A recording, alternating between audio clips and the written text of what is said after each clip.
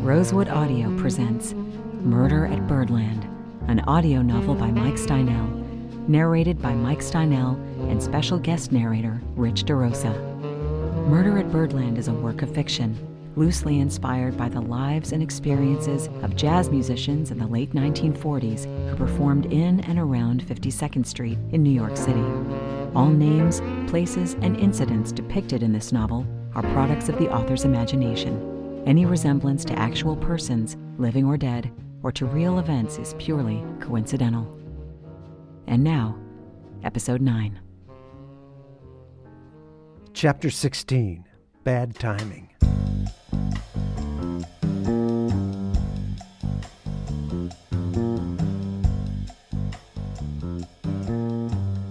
Martin was so intent on watching the group at the coat check that he didn't realize Red Rodney had taken the seat next to him at the bar.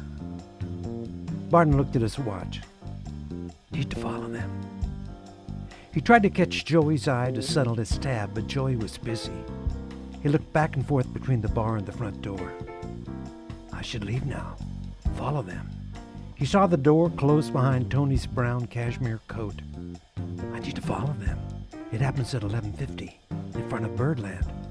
Just need to get there before it happens, so I can... He struggled to finish the thought. He still had no plan. He tried to get the bartender's attention. Joey! Joey! Good luck, Red Rodney said. He gets busy on nights like this. Martin was stunned. Red Rodney was talking to him. Red went on. Joey will get you eventually, but it might take a while. You're leaving, huh? Didn't dig the music? Oh, no, I dug the music. You, Bird, the whole thing. Fantastic. Maybe the best set I've ever heard. He checked his watch again, eyes darting to the door. So why are you leaving? Red chuckled. Well, it's just that I have to be at Birdland in... Birdland's not open yet, Red said. I know that. Martin looked at his watch again. I kind of need to leave, now, but I guess I might stay for a bit. When is your next set? Midnight, Red said. Yeah, I probably can't. I need to go, definitely before midnight, yes. Martin, still unable to get Joey's attention, slumped back on the bar stool. He reached into his pocket and pulled from the styrofoam sleeve the photo of Tony with Bird. Mr. Rodney, can I ask you something? Hey, call me Red, please. Martin put the picture on the bar. Do you know the man standing next to Bird? Red studied it. Yeah, I've met him. Trumpet player. Just got off the road with the Barnett Band. His name is Tony Martin, I think. I hear he's a good player. Martin, pleased that Red was aware of his father's playing, let loose with a stream of questions. Have you ever heard him play? What's his style? Is he a bopper? Or more of a swing cat? He's from Kansas City like Bird, so he probably does that KC stomp kind of thing, you know what I mean, the blues. Red laughed. You a talent scout, an agent, or a record producer? Oh, no, I'm not. I'm none of that. I'm just a music lover. I'm just curious about Mr. Martin. I'm sorry to say, sir, I really haven't heard him play. Just the word is he's good, a good player. Martin picked up the photo by its edges. He said softly, This was taken tonight, the night it happens. Tuesday, November 8, 1949. Red overheard him and frowned. I think tomorrow is Tuesday. Martin shook his head. No, it's Tuesday, November 8, 1949. That's when it happens. Red chuckled. I'm not sure what's going to happen on Tuesday, but it's not happening tonight because it's Monday. To get confirmation, he yelled at the bartender. Hey, Joey, what day is it? Monday or Tuesday? Joey walked over. What you need, Red? What day is it today, Joey? Monday or Tuesday? Joey squinted.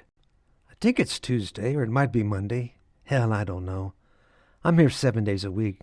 They all blend together. I'm not sure, but I think it's Tuesday. Red laughed. Joey, you are a mess. You are confused, which doesn't surprise me. Being stuck in this joint 7 days a week would probably confuse anybody. But I am certain that it's Monday, November 7th, 1949. Martin looked at Red, then at Joey. His mind was spinning. I gotta check. Make sure I'm here on the right date. It happens on Tuesday, November 8th, 1949, at 11:50. I need to go, now. I should have followed them. Red and Joey were still arguing about the date when Martin interrupted. Joey, what do I owe you? Nothing. You're on shooter's tab, aren't you? He'll settle up after the last set. Okay, I guess. Don't I need to pay something? Nah, shooter's good for it. As Martin left the club, he brushed past Gil Pincus and asked, What day is it? Tuesday, right? Nah, it ain't Tuesday, not yet. It's still Monday. Which way's Broadway? Martin was frantic. It's up that way. Martin thought of the danger waiting for him just a few blocks to the west on Broadway. The image of his father lying dead on the sidewalk crept into his head. He fought to keep it out. I need to find a newspaper to make sure I have the right date. Newsstand. Is there a newsstand close? I need a paper. Half block up, on the right.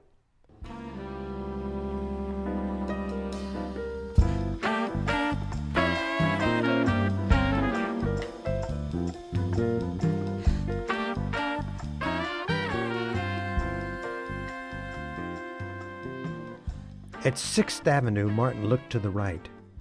There it was, just as Gil said. A small wooden hut, only 4 feet deep, crowded onto the curb. Its green paint was faded.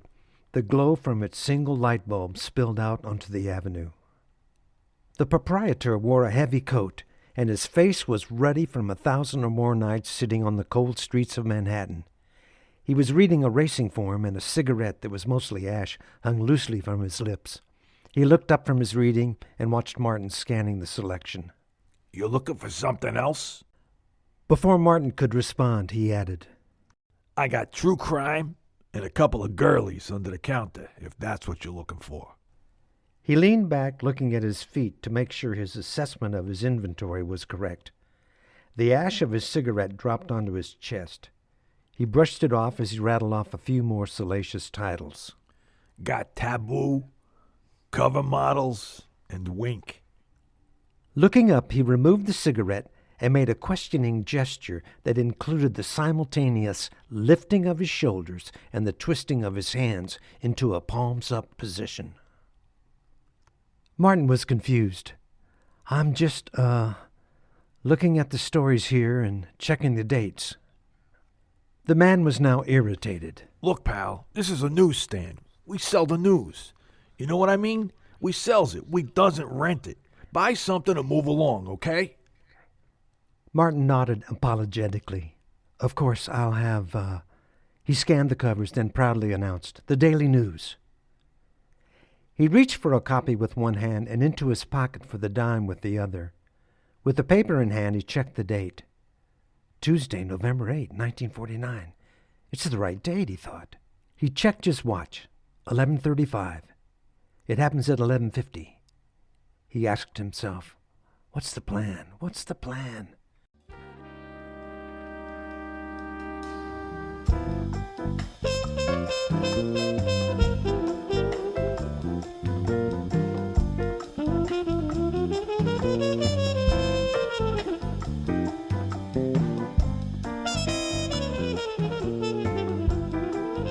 At the corner, he looked to Broadway, just a half a block to the west. Under a street light, he pulled a folded bundle of papers from his coat, the police report.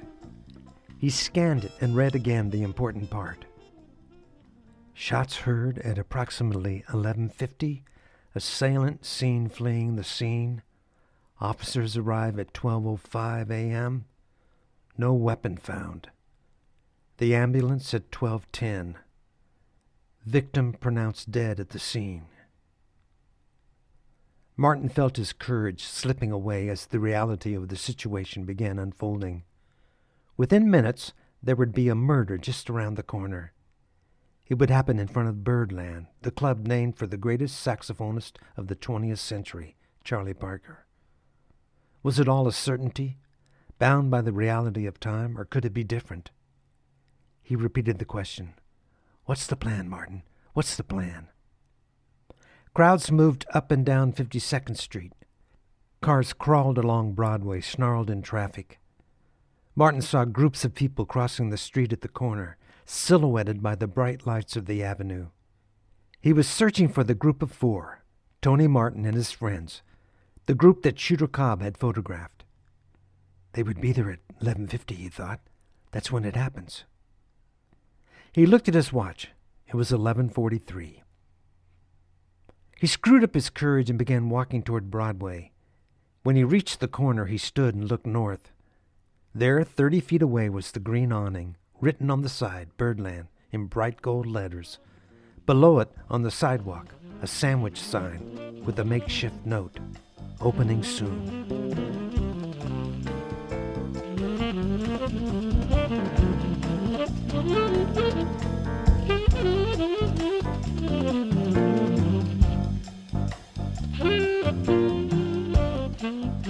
He waited. Crowds flowed around him. Couples, groups of 3s, 4s, and 5s, coming out of the clubs and restaurants, hailing cabs as other groups emptied out of cabs. It was constant motion, and it frightened Martin because he knew something terrible was about to happen. It made him angry and even anxious that the crowds swirling around him seemed oblivious to the danger about to unfold. He looked at his watch. It was 11:48.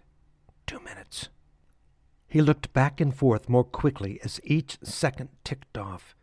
At 11:49, he began holding his breath. He couldn't help himself. Every muscle in his body tightened. Where are they? Where's Tony? I should have followed them. At 11:51, his breathing settled, but he was still tense. What's going on? Is this watch wrong? Is this the right spot? It's Tuesday, November 8th, 1949, isn't it? Or is it? Gil thought it was Monday. Red thought it was Monday. What day is it? At midnight, he was still nervously looking back and forth for Tony, Tony's friends, and a killer, when a hand touched his shoulder. He jumped a foot in the air and spun around. The hand belonged to Shooter Cobb. Shooter was laughing.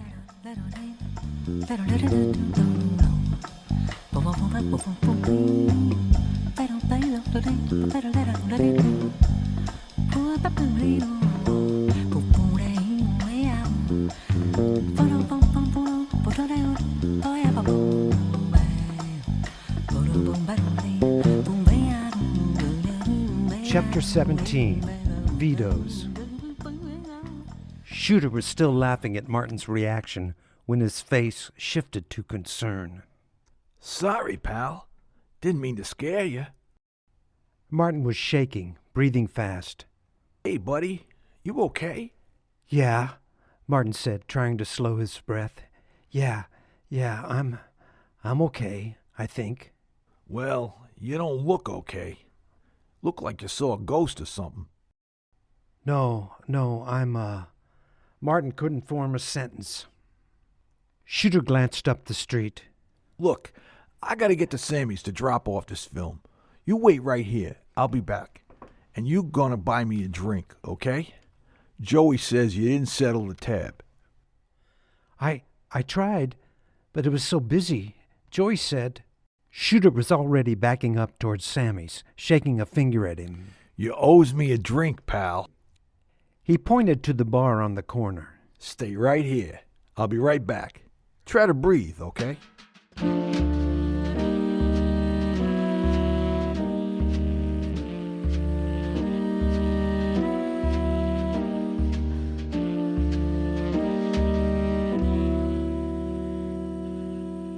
10 minutes later, Shooter came walking leisurely up Broadway. So, buddy, what's your name? Martin Spencer. he said, extending a hand while looking back and forth up and down the street. Well, I'm Shooter Cobb. And Martin, you're going to buy me a drink at this quaint little bar right there. He stepped into the street and motioned for Martin to follow. Martin, this bar is so quaint, don't even have a name on the front. I call it Vito's because I think it was owned by a Vito once.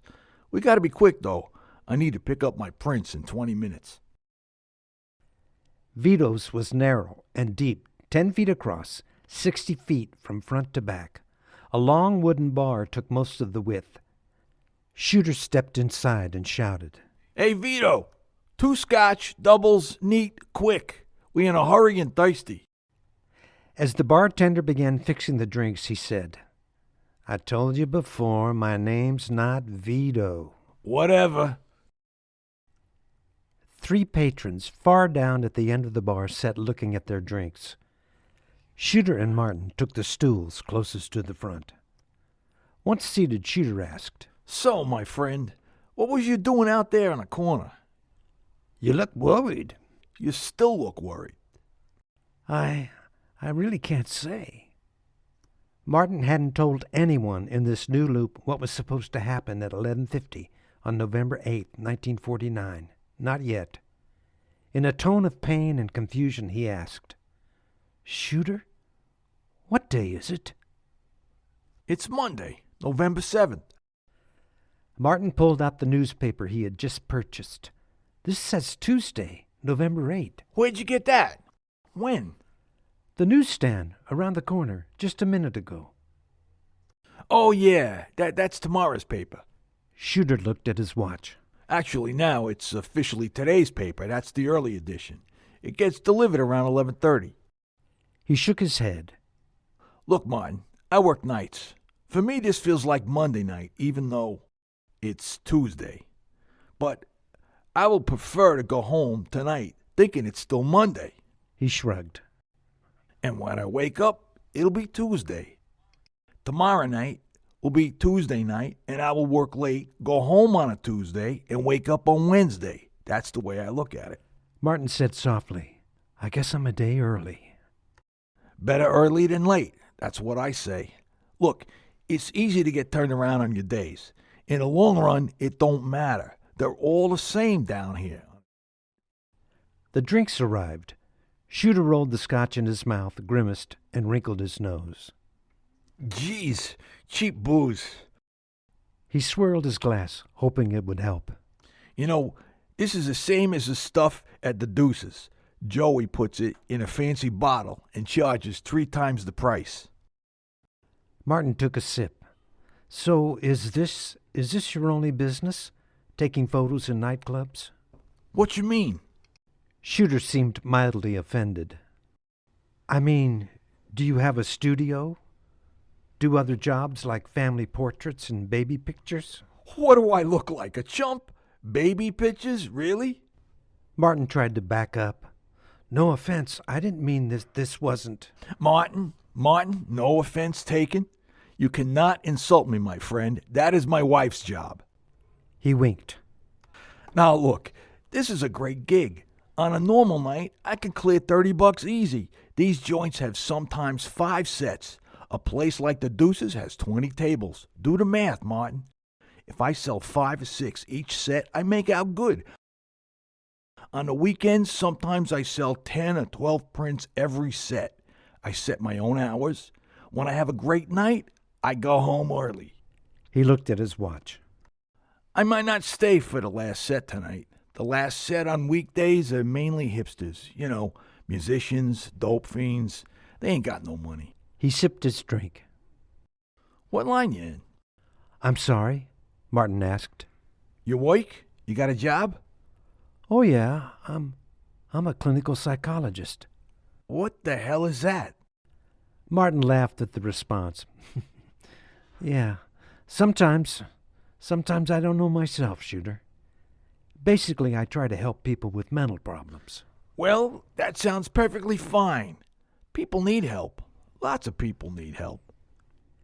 He looked at him thoughtfully. Something tells me you're not from around here. No, I'm from Kansas, Topeka, Kansas. Wow, you're a long way from home, aren't you? What the hell are you doing on 52nd Street in New York City, anyway? I'm looking for someone. Martin pulled the sleeve from his coat and put the photo on the bar. The man next to Bird. That's who I'm looking for. Hey, I took that shot tonight. How'd you get it? Martin realized that it might seem odd that he possessed the photo. He tried to think of an explanation. Instead, he changed the subject. He turned the photo over. See, there's the date on the back, November 8, 1949. Well, that ain't right. I took that earlier tonight. I remember the girl with the orchid. Very pretty. I tend to remember the women. So how'd you... Did Sandra... No, it wasn't Sandra. Shooter closed one eye. He was confused. Then suddenly he looked at his watch. Oh, yeah, I'm going to be late. Got to get the prints. You settle up with Vito, okay? He said it loud enough for the bartender to hear. My name ain't Vito, the bartender said flatly.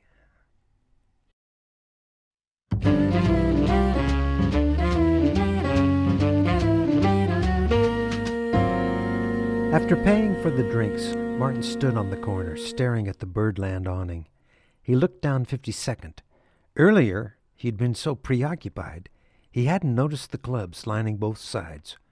The street was ablaze in neon.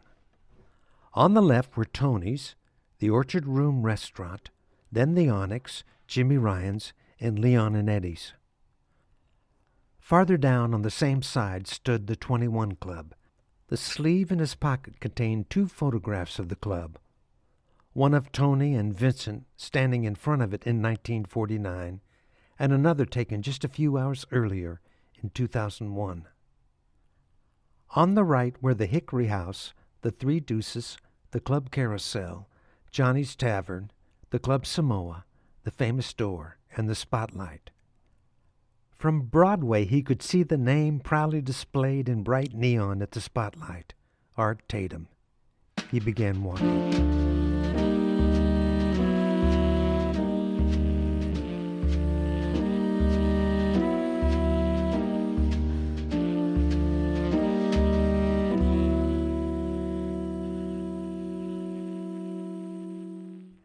Since the experiment on Elm Street, when he first contemplated looping back to 1949, his motivation had largely been the search for the father he never knew. Hearing some of the finest jazz from the glory days of bebop was an irresistible bonus. Now, with Tony safe for at least 24 hours, Martin had time to drink in some great sounds on the street. He walked past each club and read the billings. It was just as Arnold Shaw had described in his book, The Street That Never Slept. Billy Eckstein at the Onyx, Harry the Hipster at Tony's, Sidney Bechet and Art Hodes playing traditional jazz, what some call Dixieland, at Jimmy Ryan's. Count Basie cramming his big band into the tiny Famous Door, and quite possibly stars just off the road like Billie Holiday or Dizzy Gillespie ready to sit in. The muffled sound of jazz seeped from every doorway. At times it spilled out as patrons entered or exited. Doormen barked at passers-by as all the sounds blended into one cacophonic sonic mush, like one hears at a carnival. The musical buffet crammed into such a small space seemed almost overwhelming. Temptation was everywhere, but Martin held out for his main course, Art Tatum at the Spotlight.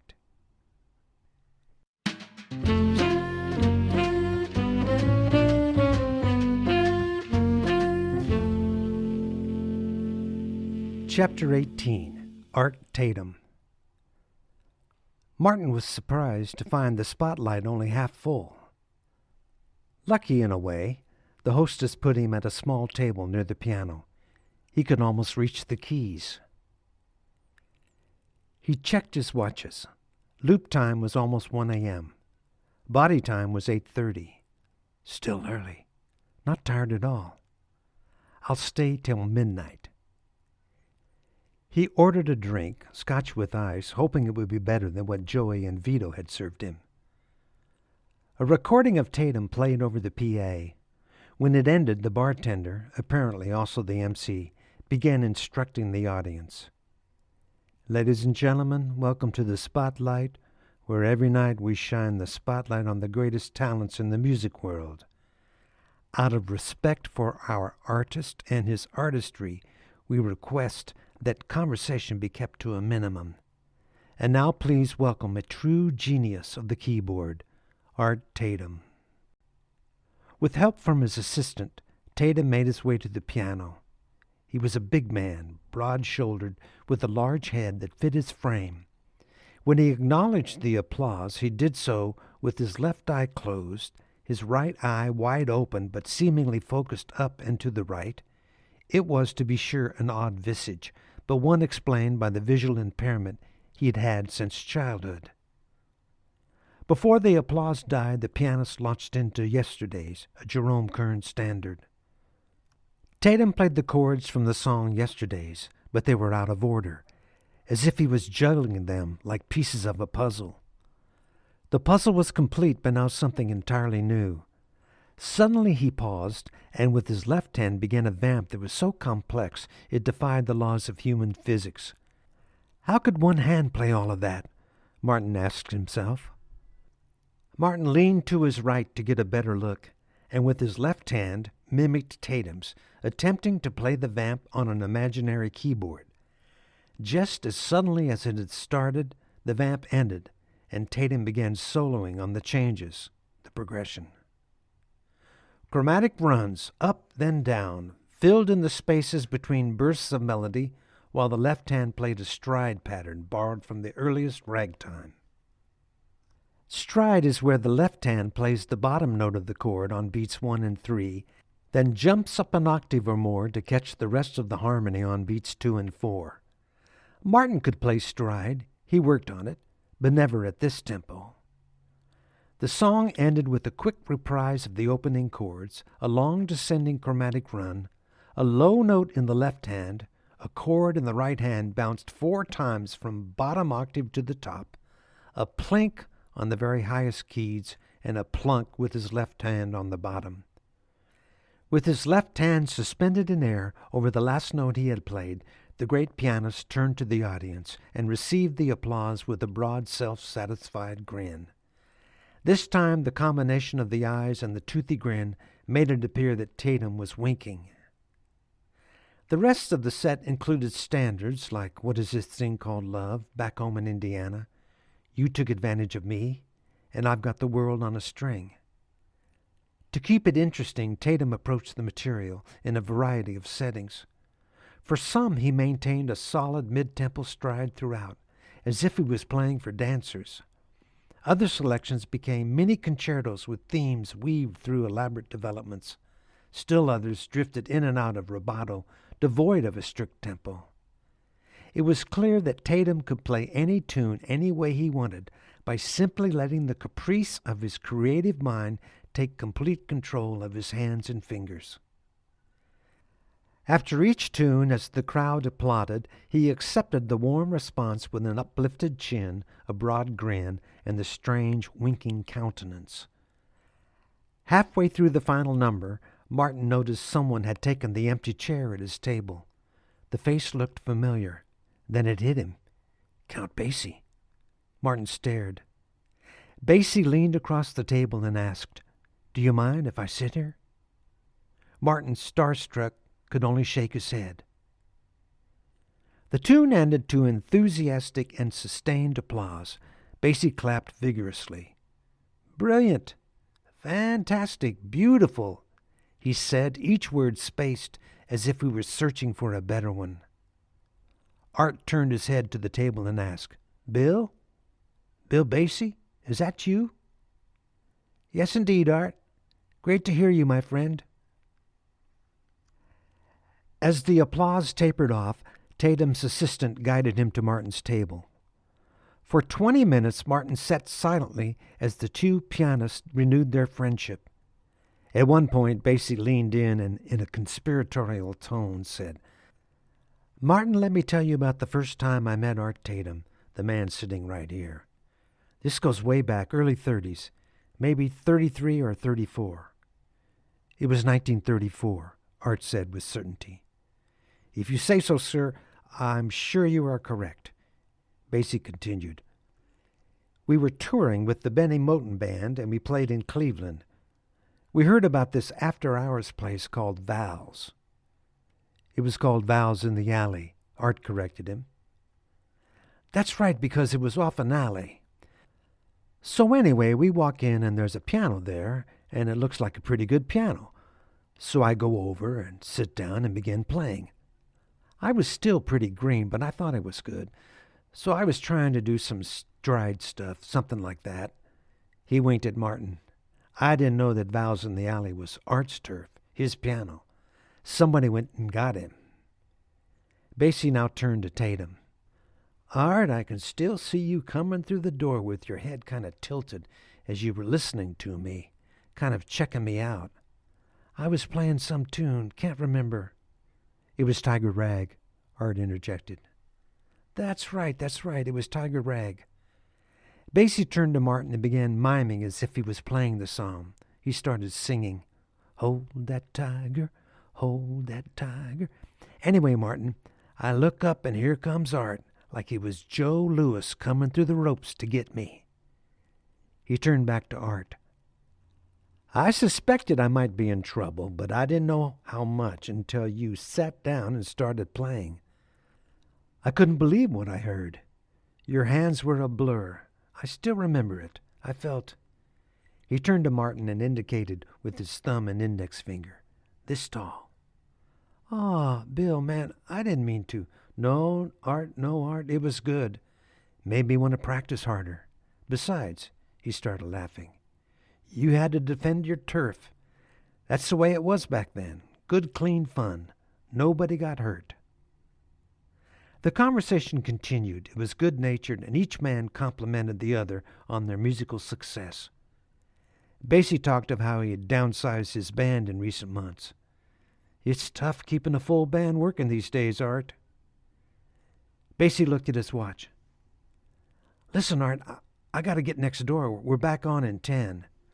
He rose, gave his friend a hug, shook Martin's hand, and started to walk away, then turned back and said, Oh, I almost forgot. Art, I saw Billy yesterday outside our hotel. She said she might come tonight and sit in. Lady Day? She's going to be on the street? Fantastic, Art said. It might not happen. You know how Billy is. But I haven't told anybody, not even the cats in the band. But I thought you might want to know. They were talking about the singer, Billie Holiday. Martin's pulse quickened. He hadn't expected to hear the great singer who, along with Ella Fitzgerald, had revolutionized jazz singing. Now it appeared he might have to choose between another set from Art Tatum or going next door to hear Count Basie with Billie Holiday. After a few minutes of awkward conversation, Martin thanked Art Tatum for his music. He finished his scotch and put on his coat, feeling the pockets to make sure he still had the styrofoam sleeve and the camera. When he left the spotlight, he saw the crowd gathering at the famous store. No doubt the word had spread about Lady Day sitting in. The cold air hit him and jolted him back to reality. His father, Birdland, and the murder. That happens tomorrow, he told himself. I can deal with that then. Tonight I'm going to hear some swing.